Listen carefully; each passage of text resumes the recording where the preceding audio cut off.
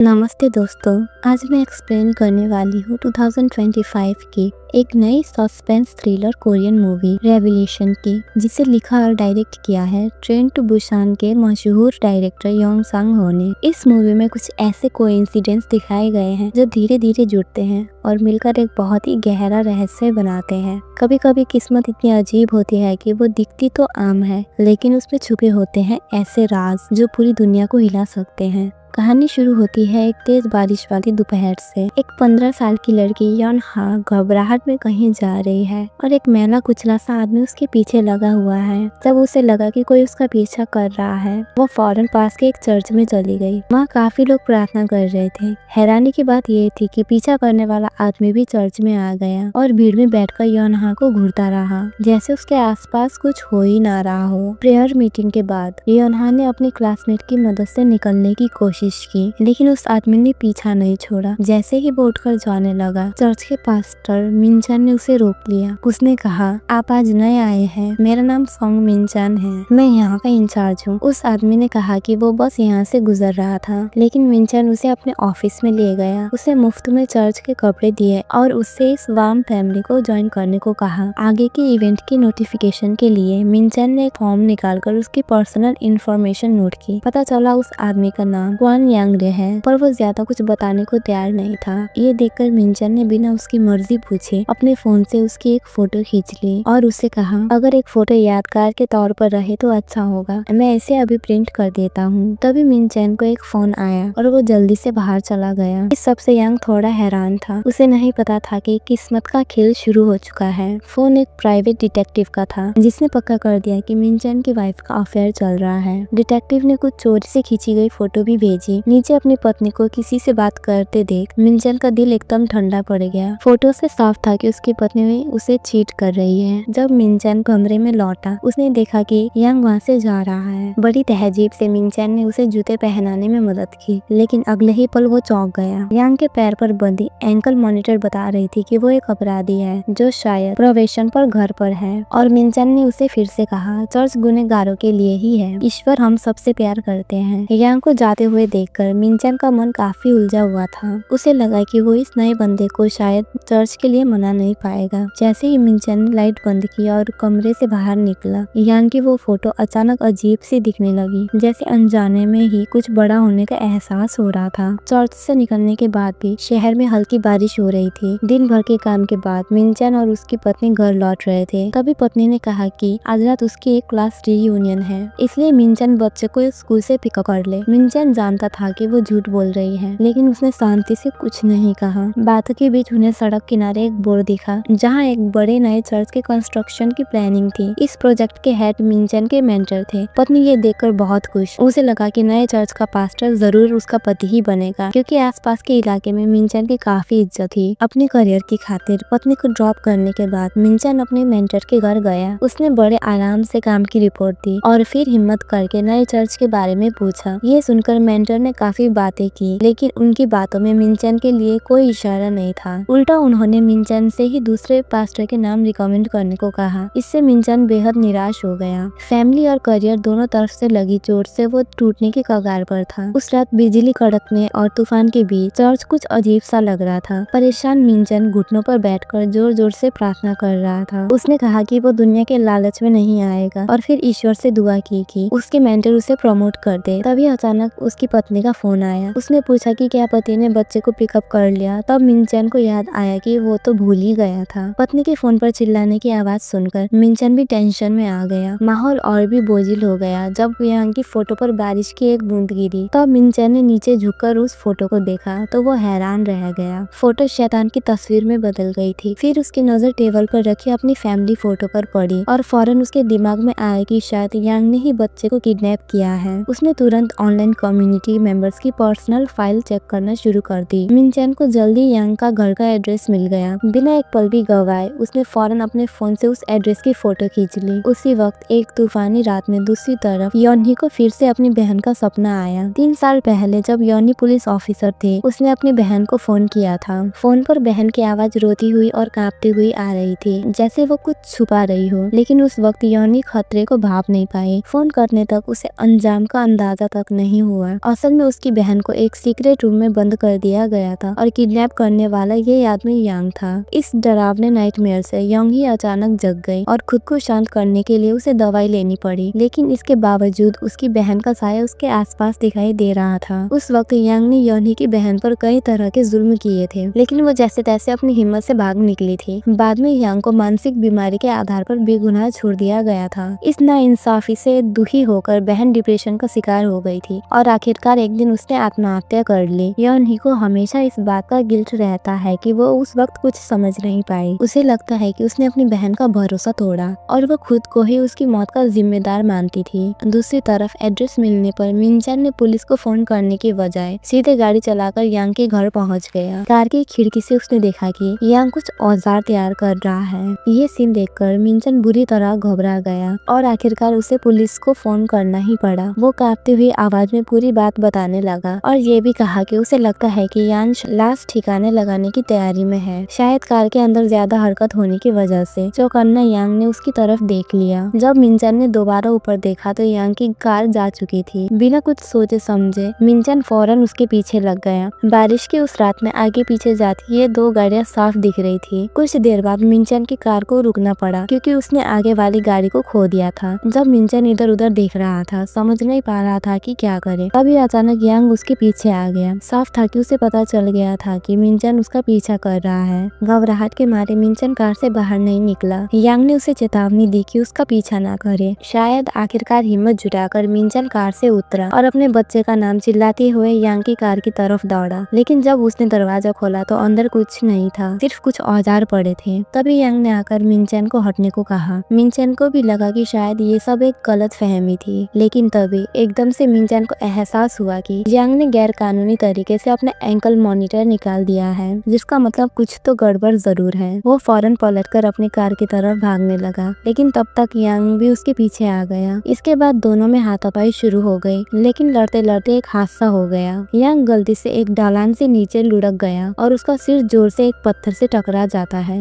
मिनचैन तेजी से नीचे जाकर देखने लगा। तभी एक जोर की बिजली चमकी और उसकी रोशनी से साफ दिखा कि बदकिस्मत यांग का सिर फट चुका था और वो मर गया था। मिनचैन ने जैसे ही मदद के लिए अपना फोन निकाला तभी उसकी पत्नी का फोन आ गया। उसने बताया कि बच्चे के गायब होने की खबर एक फॉल्स अलार्म थी। असल में स्कूल के बाद जब बच्चे ने अपने माता पिता को नहीं देखा तो वो अपने एक क्लासमेट के पापा के साथ चला गया था। ये सुनकर मिनचैन एकदम चुप हो जाता है, पर जैसे ही वो मुड़ता है उसे एक चौंकाने वाला नजारा दिखता है। दूर चट्टान पर बिजली कड़कने के साथ भगवान की छवि दिखाई देती है। पास्टर होने के नाते मिनचैन जानता है कि ये महज इत्तेफाक नहीं बल्कि ईश्वर का एक इशारा है। चर्च की पेंटिंग याद करके उसे यकीन हो जाता है कि यांग शैतान का रूप है। वो देखता है कि चर्च के कपड़े दिख रहे हैं, जिससे उसे और पक्का हो जाता है कि भगवान उसे संकेत दे रहे हैं। बिना झिझके मिनचैन खुद को भगवान का दूत मानकर यांग को सजा देना शुरू कर देता है। वो यांग के चर्च वाले कपड़े उतारता है और फिर उसे सीधे चट्टान से नीचे धकेल देता है। ये सब करने के बाद मिनचैन जमीन से कपड़े उठाता है और पहाड़ी पर चढ़कर अपनी गाड़ी में बैठ जाता है। उसके जाने के बाद बारिश उसके गुनाह के सारे निशान धो देती है। अगली सुबह पुलिस को एक और मिसिंग रिपोर्ट मिलती है। लापता लड़की योंग हाई थी, जिसका कल दोपहर पीछा किया गया था। पास्टर की पिछली रात की कॉल को ध्यान में रखते हुए पुलिस को शक होता है कि इस मामले में यांग का हाथ हो सकता है। तभी सस्पेक्ट को देखकर योनी चौंक जाती है। ये वही क्रिमिनल है जिसने उसकी बहन को किडनैप किया था। उसी वक्त योनी एक ऑफिसर के साथ मिनचैन के पास पिछली रात की पूरी जानकारी लेने आती है। मिनचैन वो सब बता देता है जो उसने देखा था, लेकिन ये छिपा लेता है कि उसने यांग का पीछा भी किया था। ऑफिसर बताता है कि योंगहा नाम की लड़की गायब है और उन्हें शक है कि इसमें यांग का हाथ है। बातचीत के दौरान योनी ऑफिस में जाती है। मिनचैन भी पीछे आता है। पिछली रात वाले कपड़ों पर नजर पड़ते ही मिनचैन घबरा जाता है, पर शांत दिखने की कोशिश करते हुए बात करने लगता है। फिलहाल योनी को कुछ अजीब नहीं लगता, लेकिन इत्तेफाक से उसका हाथ उन कपड़ों से छू जाता है। योनी को नहीं पता था कि ये कपड़े सबूत हैं और वो यांग की तस्वीर देखने लगती है और यांग से जुड़े सारे सवाल पूछने के बाद योनी और उसका कलीग चर्च से चले जाते हैं। उनके जाने के बाद मिनचैन बेचैन हो जाता है। उसे पिछली रात अपने किए पर पछतावा होने लगता है। वो सोचता है कि क्या वो वाकई ईश्वर का इशारा था। वो बहुत अचानक था, बिना किसी चेतावनी के। काफी सोचने के बाद मिनचैन अपने मेंटर के पास जाकर सब कुछ कन्फेस करने का फैसला करता है। आखिर उसने एक जान ली है। लेकिन जैसे ही वो सच बताने वाला होता है, उसके मेंटर का मदद मांगने वाला मैसेज आ जाता है। मिनचैन फौरन मेंटर के घर पहुंचता है, पर दरवाजे पर ही उसे माहौल कुछ गड़बड़ लगता है। बातचीत से पता चलती है कि जिस नए चर्च की बात हुई थी, मेंटर ने उसकी जिम्मेदारी अपने बेटे को दे दी थी, लेकिन आज पता चला कि बेटे का किसी और औरत के साथ अफेयर चल रहा है। क्योंकि अफेयर करने वाले पास्टर इस पद के लायक नहीं है, इसलिए अब मिनचैन को ही ये जिम्मेदारी संभालनी होगी। ये सुनकर मिनचैन चुप हो जाता है। वो समझ नहीं पाता है कि क्या ये ईश्वर का एक और इशारा है, लेकिन इतना तय है कि फिलहाल वो पिछली रात के बारे में कुछ नहीं बता सकता। दूसरी तरफ पुलिस स्टेशन में टीम लेटेस्ट अपडेट्स पर बात करती है। उन्हें पता चलता है कि घटना से पहले यांग ने गली के कैमरे तोड़ दिए थे। ऊपर से रात भर बारिश हुई, इसलिए कोई काम का सुराग नहीं मिला। जब सब परेशान होते हैं तभी किसी का फोन आता है कि यांग की वैन मिल गई है। पास्टर मिनचैन एक महिला के साथ चर्च जा रहा था। ये महिला उस लड़की की माँ है जो कल रात से लापता है और वो पास्टर से प्रार्थना करने के लिए मदद मांगने आई है। बातचीत के दौरान महिला को एक फोन आता है कि पुलिस को सस्पेक्ट की गाड़ी मिल गई है। ये खबर सुनकर मिनचैन का चेहरा उतर जाता है। उसे शक है कि पुलिस को जल्द ही चट्टान के नीचे बॉडी भी मिल जाएगी। मामले की जानकारी सबसे पहले लेने के लिए वो महिला के साथ घटना स्थल पर जाने का फैसला करता है। इसी बीच पुलिस फोर्स बड़े पैमाने पर छानबीन शुरू कर देती है, लेकिन कल रात की भारी बारिश ने सब कुछ तबाह कर दिया है। मतलब सबूत इकट्ठा करना लगभग नामुमकिन है। ये बात समझ से परे है कि सस्पेक्ट ने गाड़ी सुनसान जगह पर क्यों छोड़ी और वो कहाँ है। आसपास के इलाके को देख यॉन को एक जरूरी सुराग मिलता है।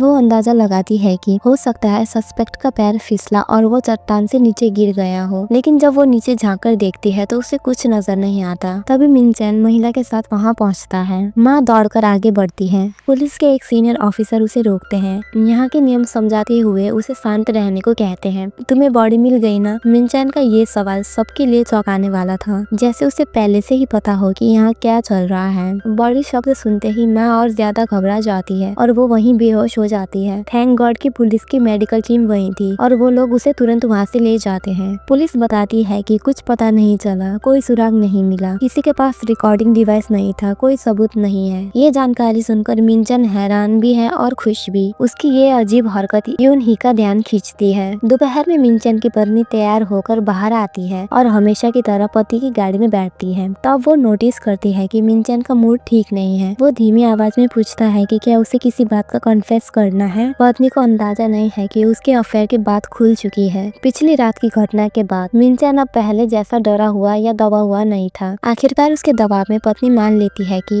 उसने उसे चीट किया था। सब शांत होने पर मिनचैन उसे माफ कर देता है और दोनों के बीच सब पहले जैसा हो जाता है। सड़क से गुजरते हुए मिनचैन ने देखा कि एक एम्बुलेंस नाली में गिरी हुई थी। वो मदद करना चाहता था पर ड्राइवर ने मना कर दिया, कहा कि रेस्क्यू टीम बस पहुंचने ही वाली है। मिनचैन को अंदाजा नहीं था कि इस एम्बुलेंस का क्या मतलब है, पर उसे जल्दी पता चलने वाला था। चर्च के नियम के मुताबिक उसे हर हफ्ते अपने पत्नी को वॉलंटियर काम करने के लिए नर्सिंग होम लाना पड़ता था। थोड़ी देर में वहाँ इंतजार करती हुई कुछ औरतें आई। वो सब अलग अलग कम्युनिटी पास्टर की पत्नियां थी। बातों के बीच एक नर्स परेशान से बाहर आई। सबने पूछा कि क्या हुआ। नर्स ने बताया कि अभी अभी एक जख्मी आदमी घिसटता हुआ मदद मांगने आया था, इसलिए उन्होंने फौरन एम्बुलेंस बुलाई थी, पर अब काफी देर हो गई थी और एम्बुलेंस नहीं आई थी। ये सुनकर मिनचैन का दिल बैठ गया। उसे याद आया कि कल रात वाली जगह यहाँ से ज्यादा दूर नहीं थी। कहीं ऐसा तो नहीं कि यांग मरा ही ना हो। अपने शक को कंफर्म करने के लिए मिनचैन चुपके से पीछे के दरवाजे से नर्सिंग होम में घुस गया और एक एक करके कमरे सर्च करने लगा। तभी उसकी नजर कीचड़ से सने पैरों पर पड़ी। घबराते हुए वो पास गया। सामने वही था, यांग, और वो भी जिंदा। मिनचैन बुरी तरह डर गया। उसके हाथ पैर फूल गए। पर तभी खिड़की के बाहर बादलों ने अचानक एक एंजल का रूप ले लिया। ये नजारा देखकर साफ था कि ये भगवान का एक और इशारा था। बिना एक पल सोचे मिनचैन ने फौरन यांग को वहाँ से हटाने का फैसला किया। अगर कल रात का इशारा महज इत्तेफाक था, तो आज जो देखा वो यकीनन भगवान का ही संदेश था। जब तक रेस्क्यू एम्बुलेंस तेजी से पहुंची, मिनचैन उसे लेकर नर्सिंग होम से निकल चुका था। उसे पता था कि अब क्या करना है। नतीजा साफ था, यांग को मारना होगा।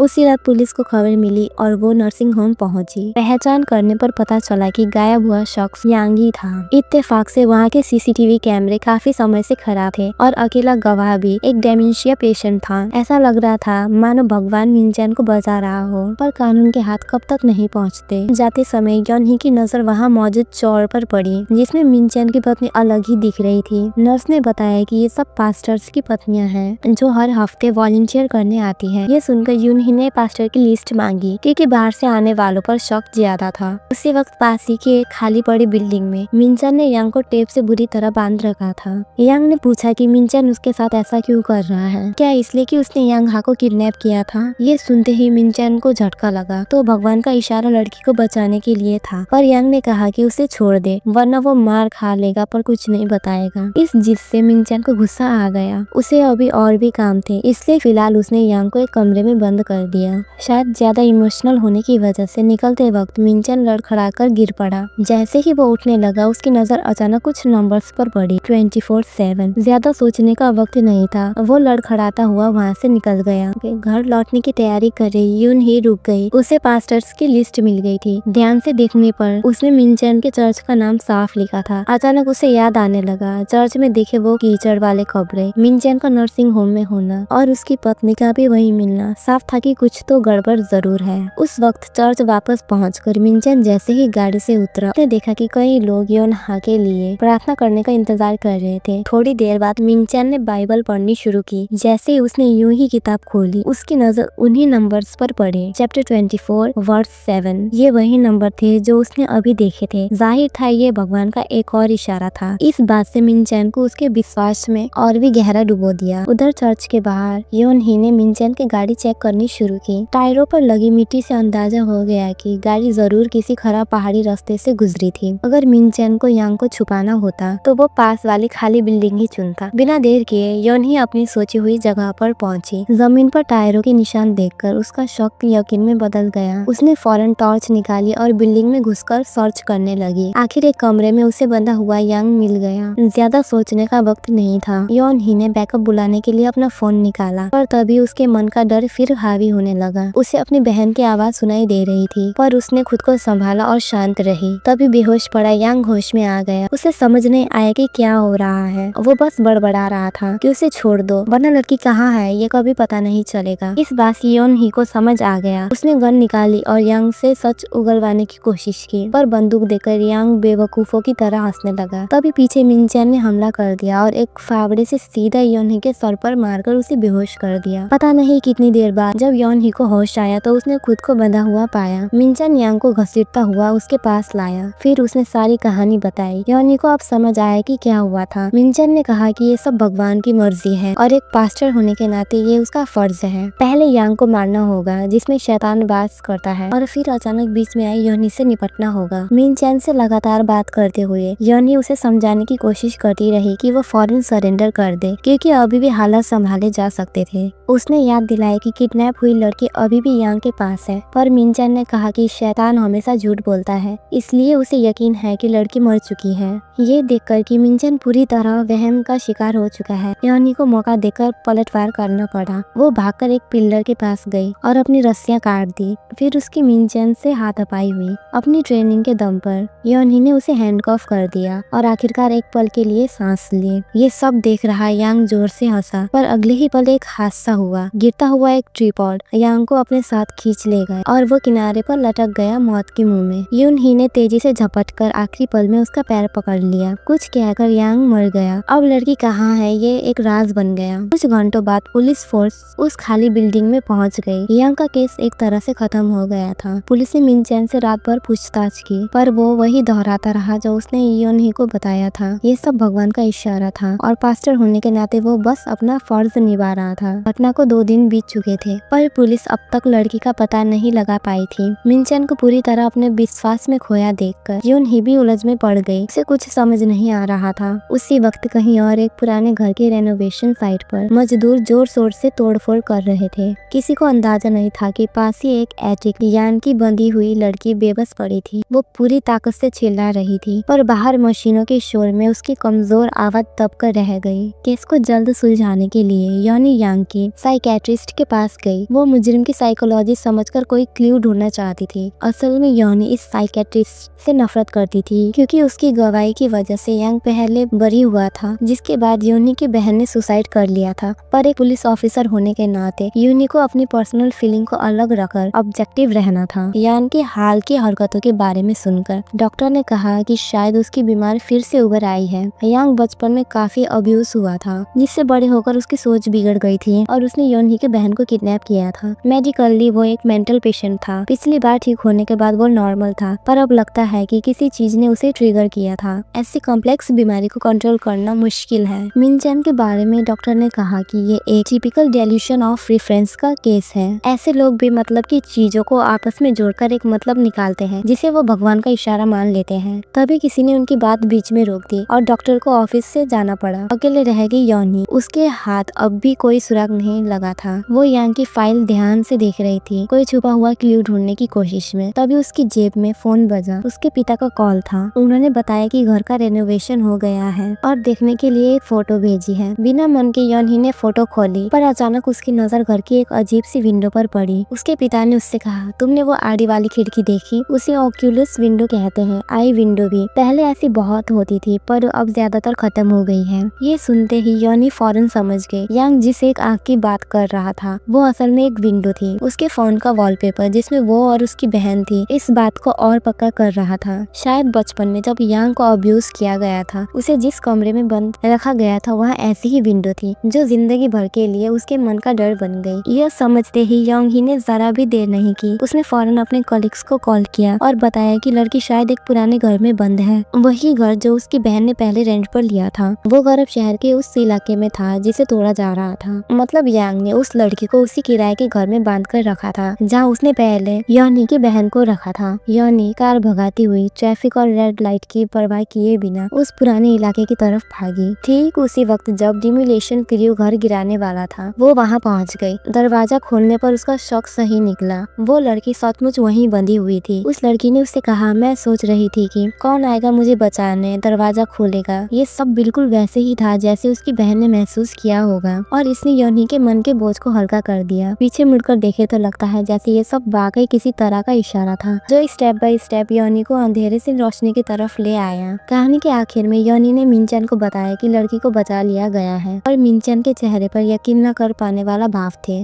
अपनी सेल में वापस आकर मिनचैन ने अचानक दागदार दीवार की तरफ देखा। दीवार पर उसे फिर से भगवान का मुस्कुराता चेहरा दिखाई दिया। इस पर मिनचैन का विश्वास टूट गया। वो उठा, एक तौलिया लिया और दीवारों को पोंछने लगा। वो पूरी ताकत से रगड़ता रहा पर वो मनहूस इशारा मिटाए नहीं मिट रहा था। और इसी के साथ खत्म होती है रेवल्यूशन की ये रहस्यमय कहानी। एक ऐसा सफर जहाँ भगवान, इंसान और शैतान तीनों के बीच की रेखाएं धुंधली हो जाती हैं। कभी कभी सच्चाई क्या है और भ्रम क्या, ये समझना आसान नहीं होता। हम जो मानते हैं वही सच बन जाता है, लेकिन अगर उस मान्यता की मूल ही गलत हो तो सोचिएगा जरूर। और हाँ, don't forget to like my video, comment जरूर करना, मुझे बताना कैसे लगी कहानी। मिलते हैं नेक्स्ट कहानी के साथ, तब तक के लिए ख्याल रखिए और डाउट एवरीथिंग।